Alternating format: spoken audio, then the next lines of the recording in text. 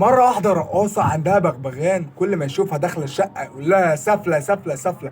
هي جدت منه، خدته وراحت موديها لصاحب المحل اللي هي اشترت منه البغبغان. قالت له طهقني في عيشني، جددني، كل ما يشوفني داخله الشقه يقول لي يا سفله سفله.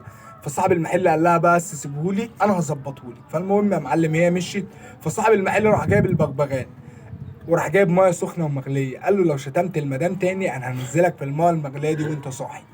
كل يوم على كده، كل يوم على كده، لحد ما لحد ما الرقاصه دي جت قالت له ايه الاخبار؟ قال لها ظبطت لك البغبغان وبقى محترم وتمام التمام. فهي قالت له خلاص لما نشوف. جابت البغبغان، قالت له لو شفت معاه راجل هتقول ايه؟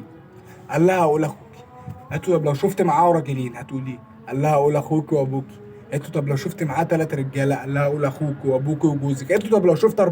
قال له يا عم سخن الميه دي سفله سفله اقسم بالله.